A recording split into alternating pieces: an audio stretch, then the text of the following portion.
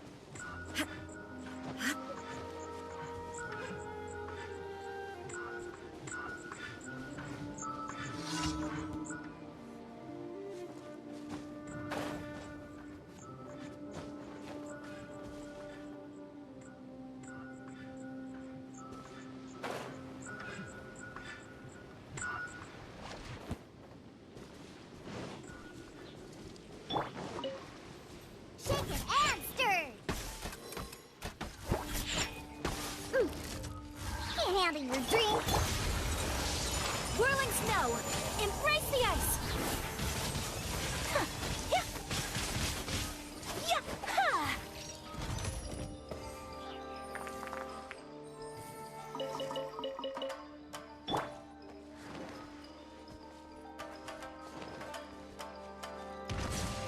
Ninjutsu. Now you shall perish.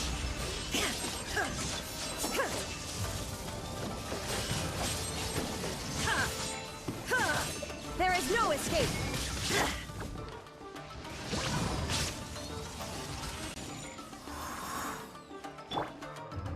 Take flight!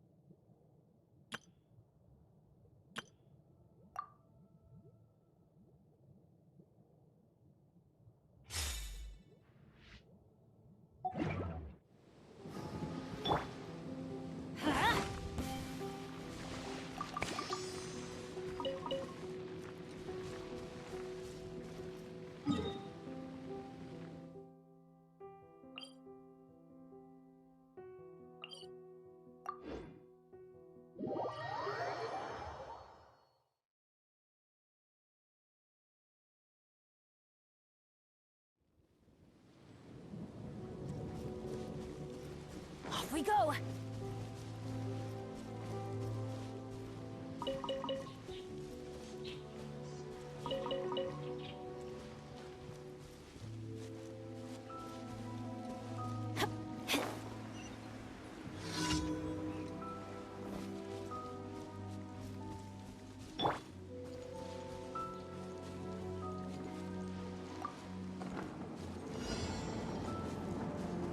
Time to act.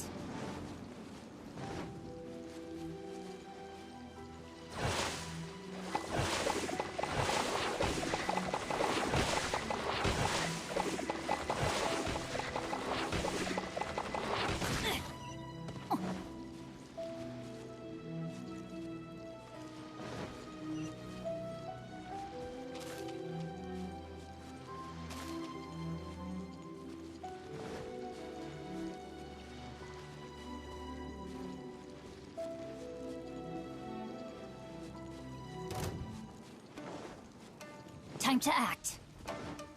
Body and mind. Let me weave you a verse.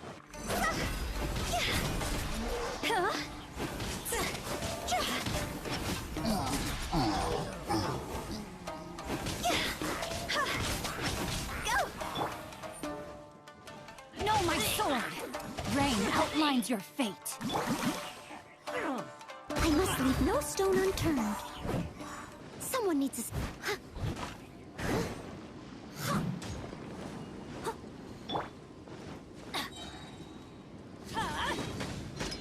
Teamwork is dreamwork.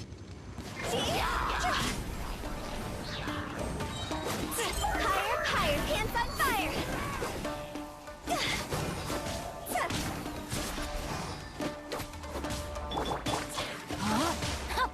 Witness the power of good one. Steady as stone.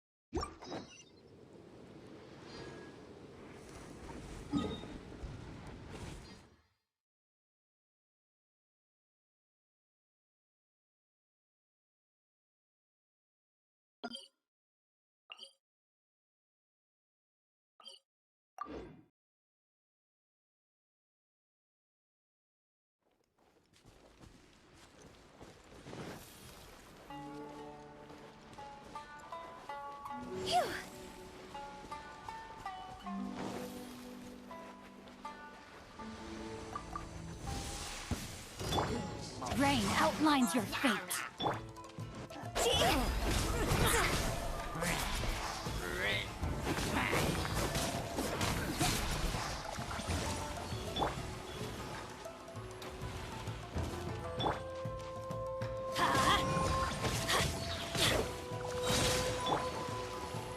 Change of plans.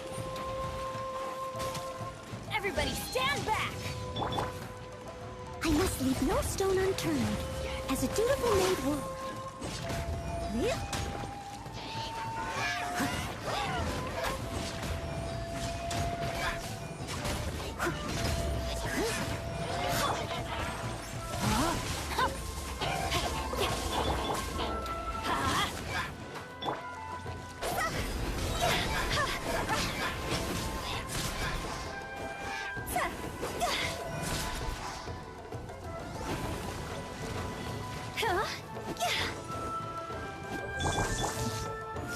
Leave it all to me.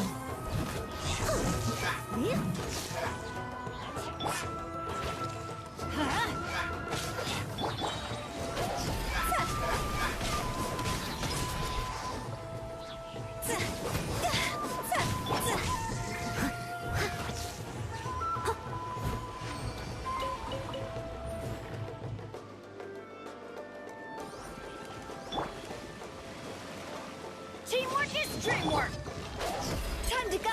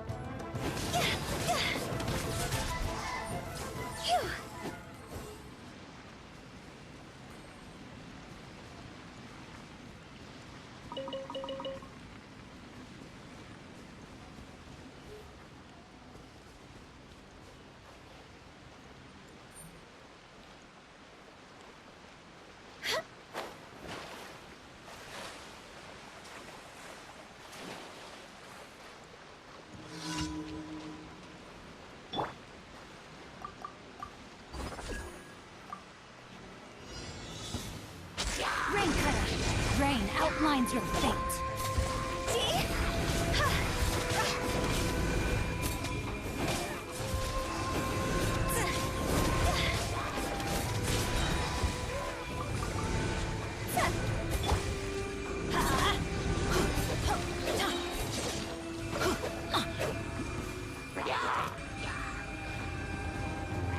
I'm going in! Cross over!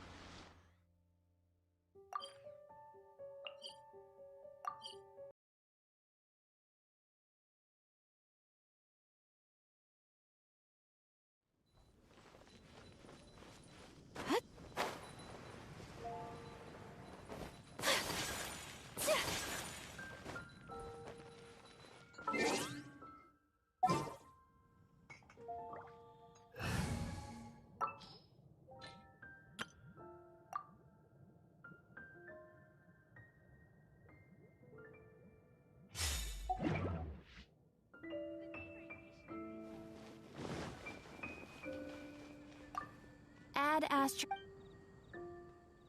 Thank you for coming. You have business to attend to? Haven't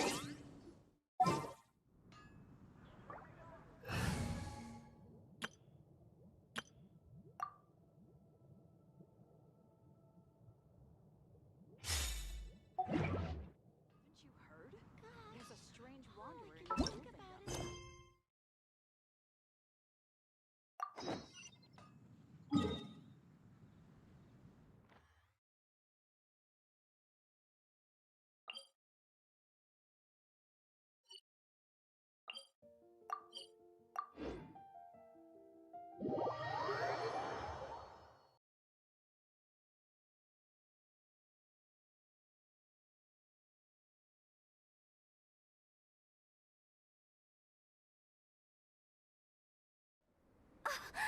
Snow.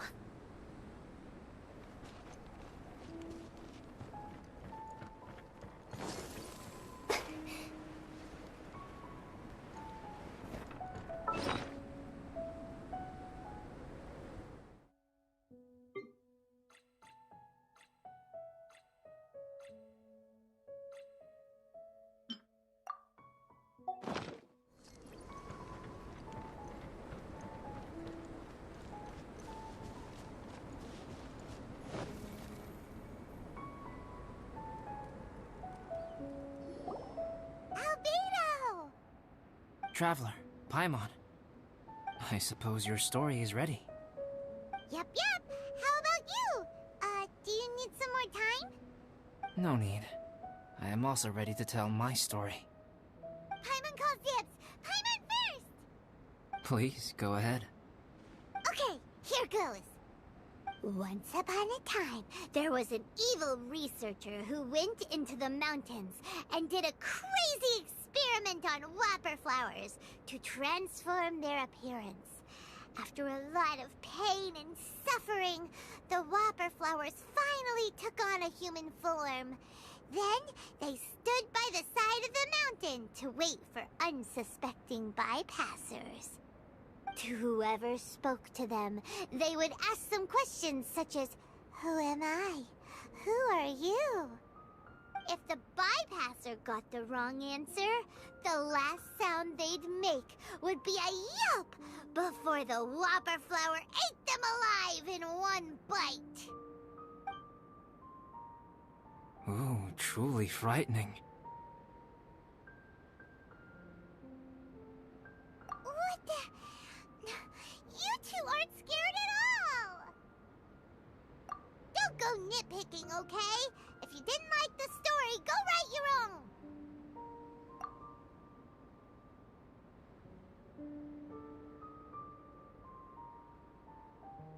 In other words, the whopper flowers would ambush and then completely replace their victims.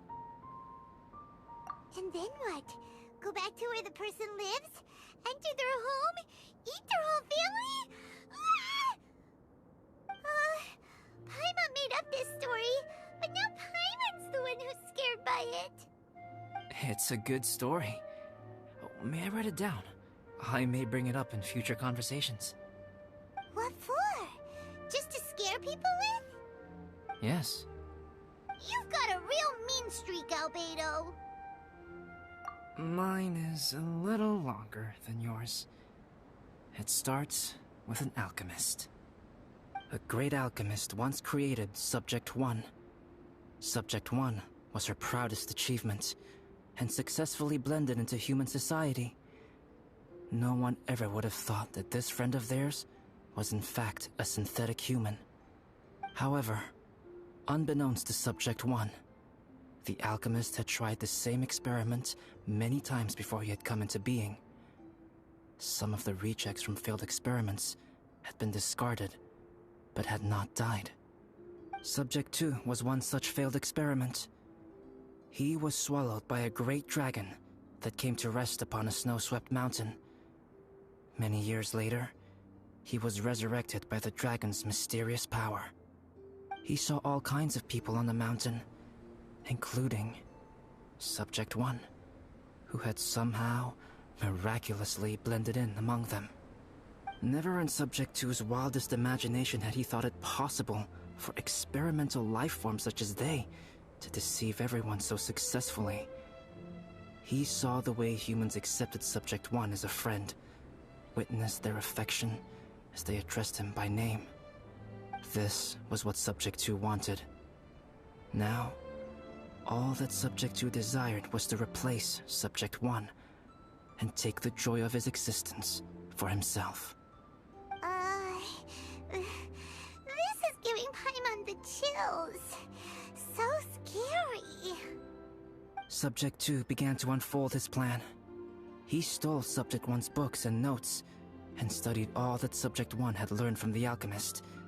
Subject 2 was highly intelligent, and he learned quickly. He changed his face into an exact replica of Subject 1's face. Then, he found a plant with mimicry capabilities and transformed it using dragon blood and alchemy.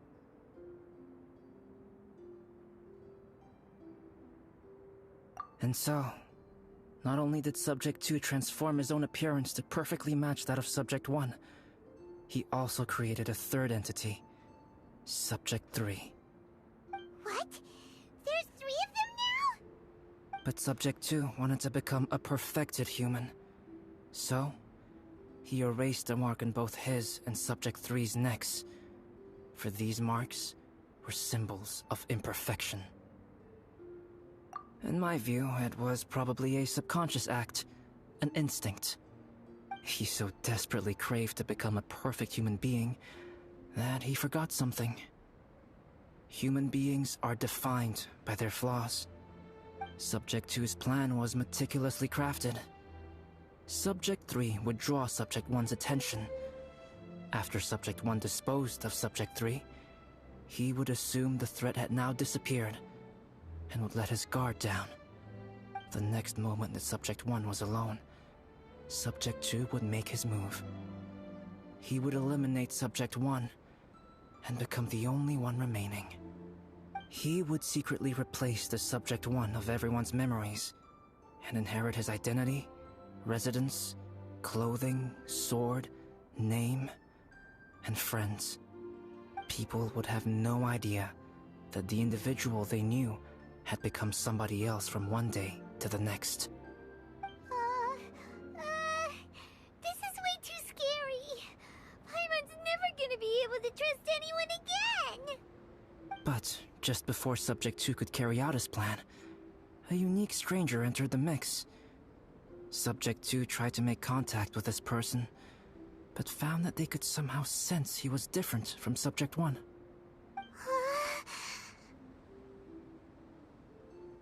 What's wrong? Are you scared? What happened then? What happened to the stranger? He became a new stage in Subject 2's plan. One more person that Subject 2 had to dispose of. It's as if there were 3 identical roses in a garden. Only one of the 3 was a fine specimen, while the other 2 were defective specimens that bore poisonous thorns. In all the world, only the gardener who tended to them could tell which was the good specimen. People do not like poisonous plants. Only a perfect rose can fetch a high price. If the inferior specimens wanted to conceal the fact of their worthlessness, they would have to take the gardener out of the picture, using their poisonous thorns. This is exactly what Subject 2 was thinking. So, he hid in the shadows and waited patiently. Maybe soon, he would get his chance to become truly human.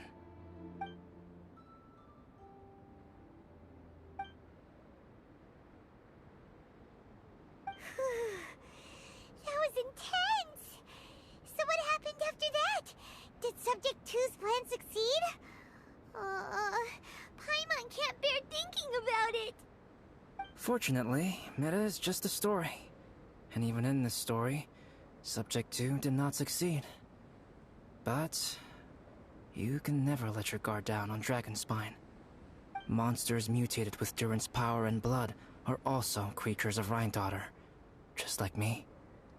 You must beware of all such creatures.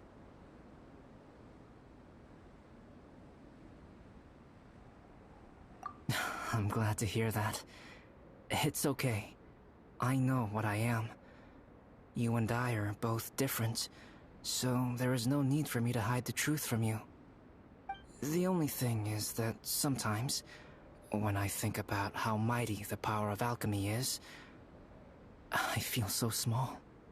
As beings who set foot in this world, how arrogant are we in desiring to control our destiny, and in desiring to create? Is creation an arrogant act, traveler? If not, why do we call the ones that created us and control us gods? If it is, then what qualifies us to call ourselves creators? How far must we take our reverence and respect, and what purpose does it serve? Nothing special, but whenever I think about it, I feel a twinge of grief. Poor Albedo. Hello? Traveler, are you here? Hey, is that Amber? Thought we might find you here. We're here to deliver a message from Cyrus. There's gonna be a big event down at the base camp, and they want you there too, Traveler. Winter camp is nearing its end. Apparently, even provisional instructors are required to attend. Looks like we need to go, Albedo. Bye for now. Then I won't keep you. I have some things to attend to here, so forgive me for not seeing you down. Don't worry about it. There have been no issues getting up and down the mountain recently. Is everyone ready? Let's not keep them waiting.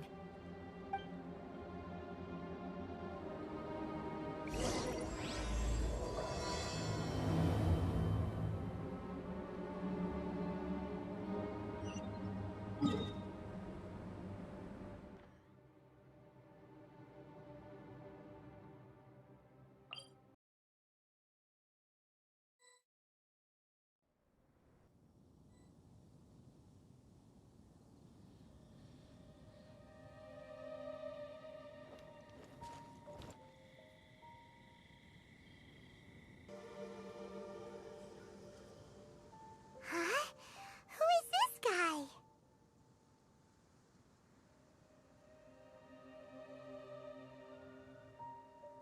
Allow me to introduce Yozerv. He's Joel's father. Dad, this is that traveler I was telling you about. The traveler's helped me out loads in the past, and this time we even built a snowman together. Joel has told me everything about you. I can't thank you enough. Wow, this is amazing! Wait a second. Why is Cyrus discreetly wiping tears away? And what is Pallid doing here? Pallid is the hero of the hour this time. Go on, Pallid. Tell us what happened in your own words. Okay. The weather was fine on that fateful day, and I had a feeling that Lady Luck was smiling down on me. So I trusted my gut and set off to explore somewhere new, somewhere dangerous. Because where there is great danger, there is also great treasure. Why does this sound so hard to believe? But I had only been away from the group for a short while when I fell down a slope and just started rolling. Uh-oh. Did my bad luck rub off on him when we ran into each other on the mountain? The place I fell to was somewhere I didn't recognize, and I'd sustained a few injuries. I remember thinking to myself, this is the worst luck I've ever had in my whole life. Then I met Yozerv. He'd heard the sound of me falling and came out to see what was going on. Huh? Wow, so it was completely by chance then. I thought he must have been someone from the Adventurers Guild here for the event, but after a few words of conversation, it was clear that he was having memory problems. He didn't even know his own name. The temperature was freezing, and there was no time to deal with all that there and then, so I convinced him to come back to the camp with me and figure everything else out after we got there. We got back to the camp, ran into Joel, and the moment he saw him, he froze for a second with this completely stunned expression on his face, and then he started crying out, "Dad! Dad!" That's when Yozerv suddenly started to remember. My memory has still not fully recovered, but Joel and his mother, they are the only ones that I will not, no, that I cannot forget. Daddy. Daddy's right here, Joel. Daddy's right here. Yozerf, don't you remember anything else at all? The poor princess, feeding the foxes? I'm sorry. I have no recollection. Maybe it's because of the head trauma. I'm not sure. I woke up and found myself covered in blood. My things were gone, and there was nothing to indicate who I was or how I got there. I crawled into a cave and settled in for a slow recovery. After my legs and feet were a little better, my hunting skills were what kept me alive. Dad, I was so worried about you. I'm all right now, Joel. Oh, don't cry. Daddy's not going anywhere. I'm here to stay. Oh, this is good. This is good. You know what, though? I definitely think my luck got worse after running into Benin on that mountain. I knew it. I just... No. I just meant if it weren't for you, there's no way I ever would have run into Yozerv on a mountain this huge. Besides, we got back safely, didn't we? So don't blame yourself. Maybe sometimes miracles can only happen when you get just unlucky enough. Pallid. When did you become such a smooth talker, huh? Huh? Am I? I was just telling the truth. Oh, yeah. I want to say thank you to the Traveler, Uncle Cyrus, Auntie Eula, and Auntie Amber. Thanks, everyone. You all helped look after me, and I will always remember it. But I guess I can't take the snowman with me, or it'll melt once it leaves Dragonspine. It's such a shame. Oh, I can help with that. One moment. Huh? Eula? Here, take this. It's powdered rime. Just add it to your snowman, and it will never melt. Wow! Really? Oh, this is awesome! You're the best, Auntie Eula! Dad, I have an unmeltable snowman now! How cool is that? How can I ever repay you all? Thank you all. Thank you from the bottom of my heart. Dad, I want to go move the snowman. Can we do it now, please? Okay. I'll be leaving with Joel now. I'm sure I'll see you all another day. Very well, very well. It's time for Pallet and I to have another discussion concerning his breaches of adventurer discipline. Huh? But Cyrus, I think I kind of made up for my mistakes this time, you know? See you guys! Oh, I made this for you and Amber. Think of it as a winter souvenir. Aw, are you sure? This must be really important to you. Come on now, just take it. No need to make such a fuss. Wow! Now our snowman won't melt either! Great! You're welcome. Just keep it. That's all I ask. Amber and I have some business to attend to now. See you later. See you! Everyone's gone. Seems like they've all got their own stuff to do now. Oh! You know what? We've been on Dragonspine all this time, and somehow Paimon still forgot to ask Albedo about how to make a fruit juicifier machine that could keep the juice fresh. Maybe we should try Timaeus again. He does seem pretty eager to please after all.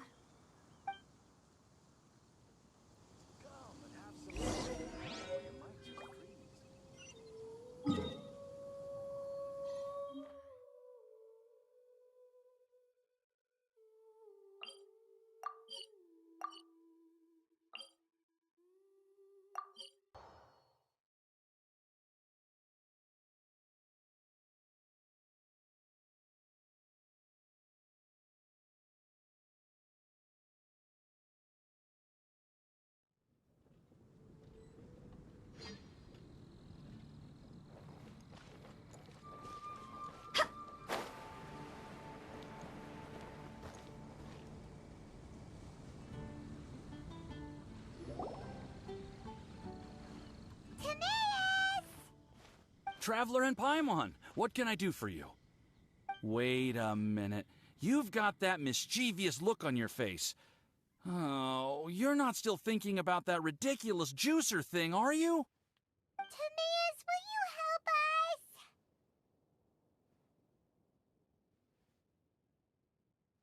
help us? Well, if the Traveler isn't really interested, then, yeah, maybe I'll give this one a pass. It's just the weirdest request ever. No, but Paimon's Sunsetias are gonna go to waste without it. And the time it would take me to research something like that, I could probably pick those Sunsetias again 10 times over. New research project, Timaeus? We meet again. Oh, Albedo, thank goodness. So the situation is, Paimon wants a machine that can turn fruit into juice and keep the juice fresh. I mean, surely it's... Majorly important, that's what it is. If you can manage to invent this, we'll never have to worry about fruit going bad ever again. That's impossible.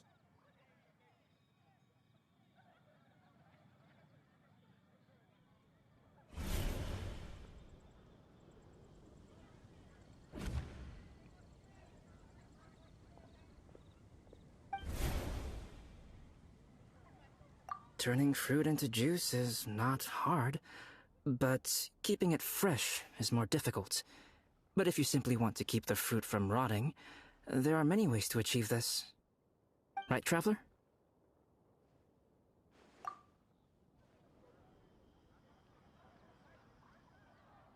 What about his neck? What's wrong? Is there something on my neck?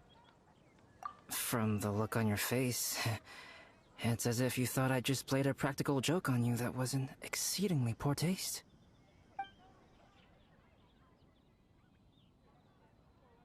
Albedo, you were saying, how do you stop fruit from going bad? Well, one way would be to bury your fruit on Dragonspine, where the snow never melts all year round. But then Paimon won't be able to eat them! You could always live on Dragonspine. No, too cold for Paimon. Or you can give the fruit to me, and I would take it to Dragonspine for you. But since you don't like the cold, you'd have to send someone else to pick them up when you want them. This is where you come in, Traveler. Suddenly sounds a lot more feasible with other people doing all the work. Okay then, shall we go with that idea? Fruit buried on Dragonspine will stay fresh for much longer. However, it is also possible that the fruit will sprout and grow into fruit trees. Who knows? Maybe the next time you visit, it will have grown into an orchard. You can water the trees, add fertilizer, and when they finally bear fruit, you will have some fresh Sunsettias. No way! Then Paimon will have to be a gardener! That's not the goal here. Oh? Well, I don't think being a gardener is so bad.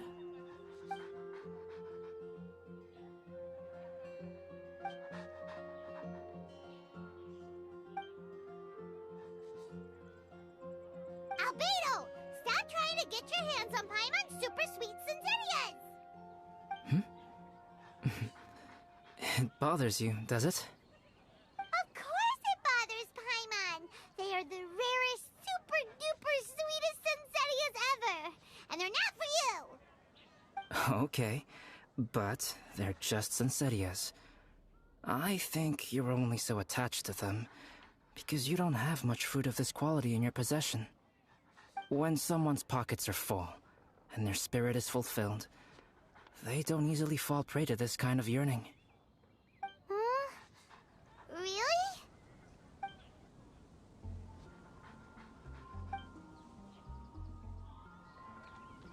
The neighboring nation of Liyue has the most prosperous commercial port in all of Tibet.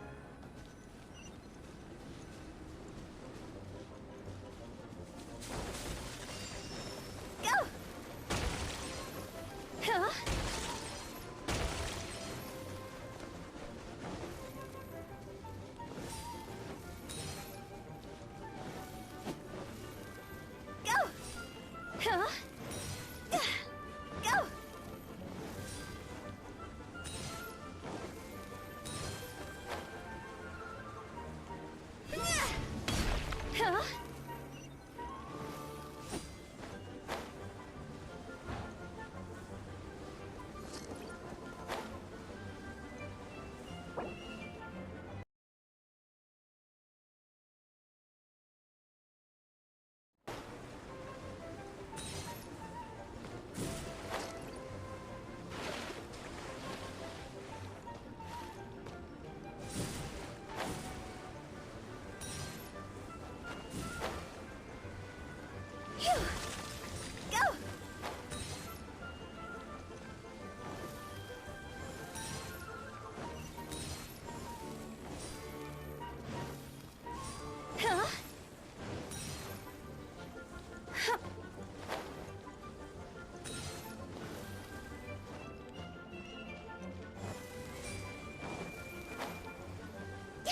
With the wind.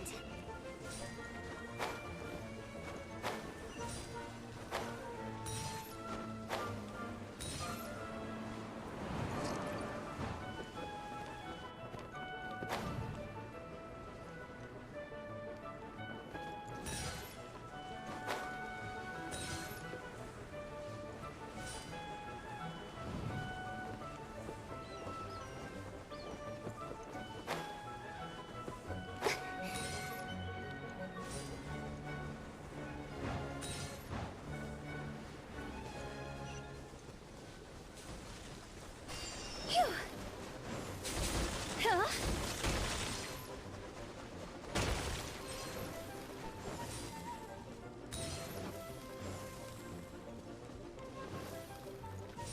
Phew.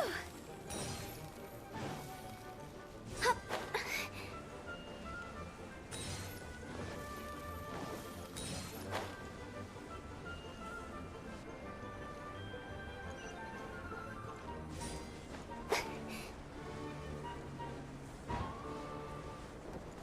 With the wind.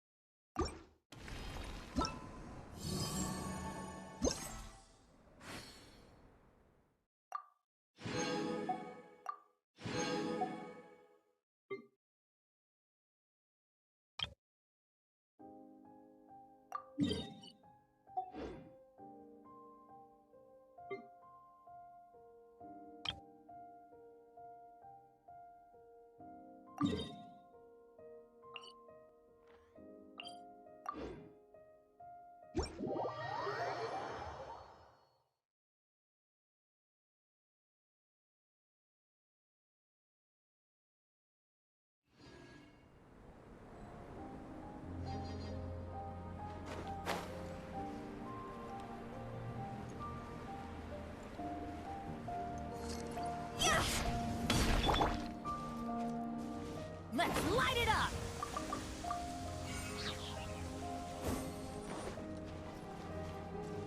Adventure time! Let's light it up!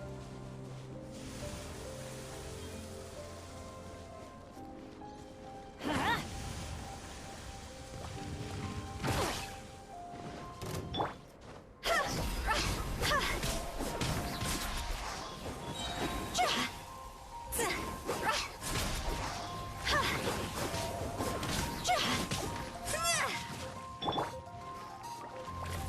Let's light it up!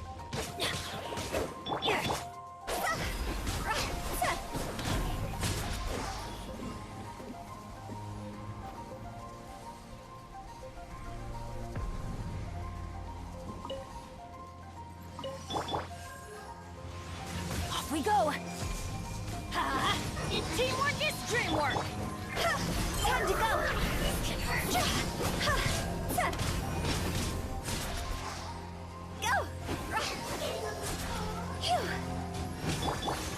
Steady as stone, as a good knight should.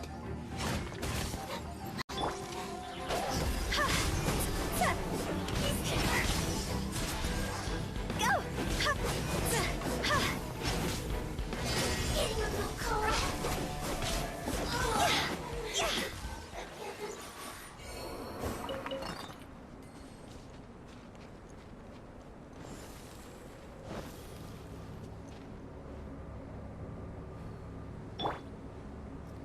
adventure time! Let's light it up!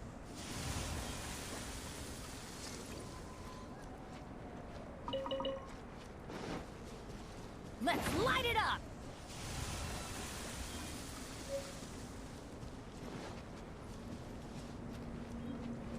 Ha! Yeah!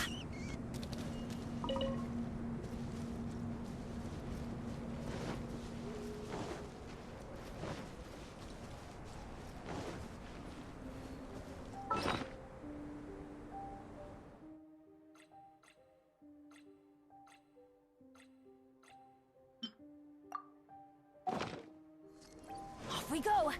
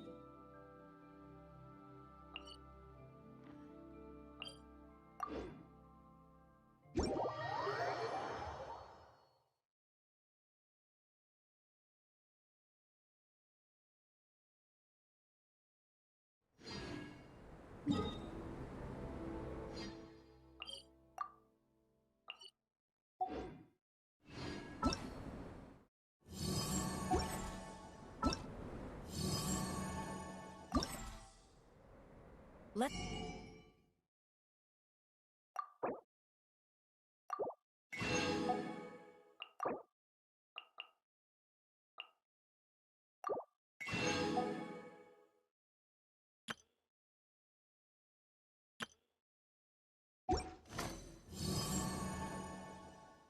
Let's go find some treasure.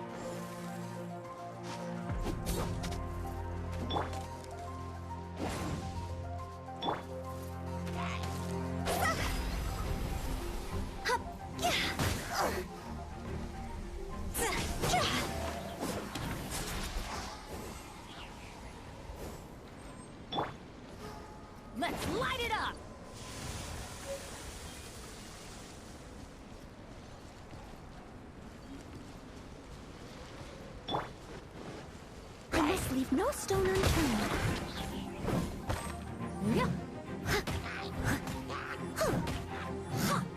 Someone needs assistance.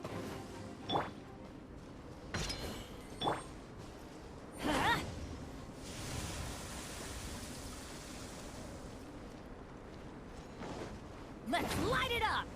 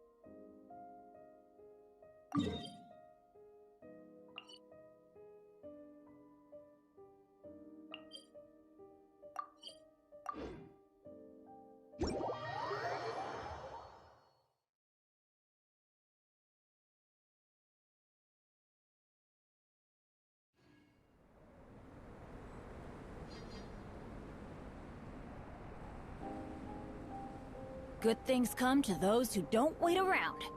That's what they say anyway. Knowing my luck, the opposite is probably true for me.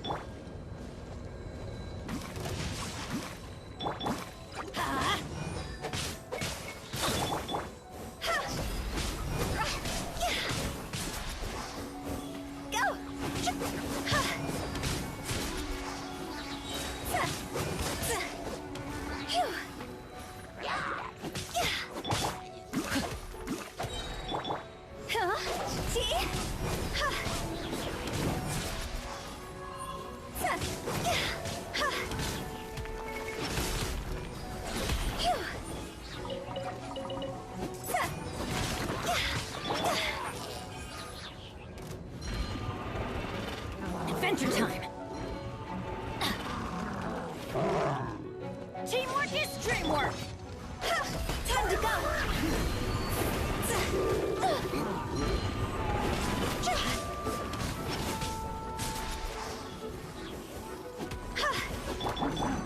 Steady as stone, as a dutiful maid would.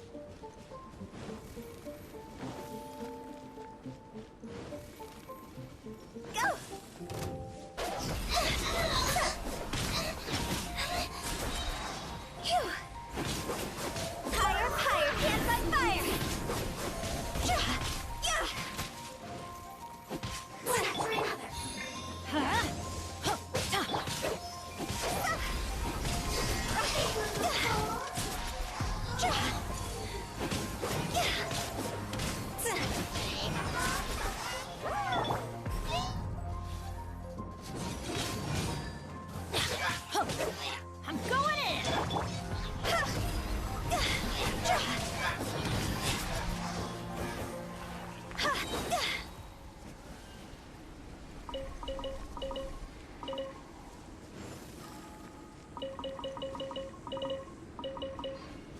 Huh?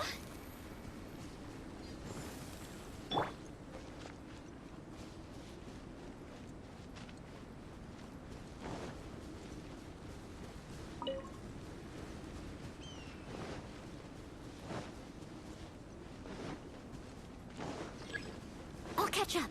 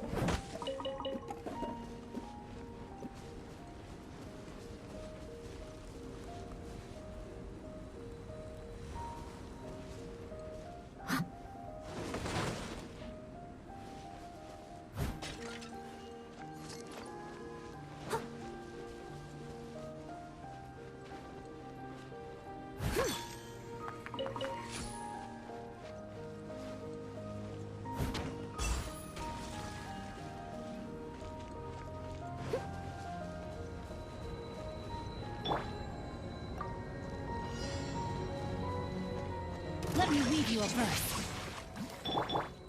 As a good knight should. I must leave no stone unturned.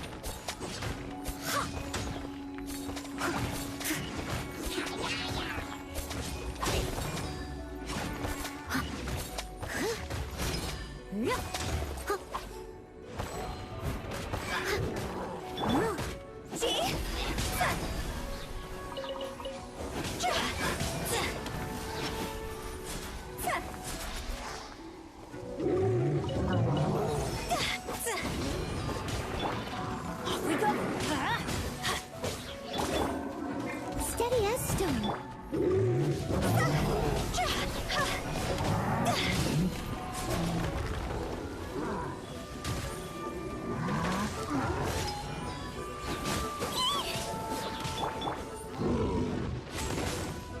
Everybody stand back! Cross over!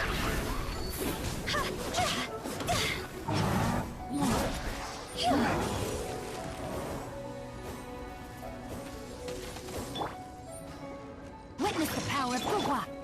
I must leave no stone unturned. Time to clean up.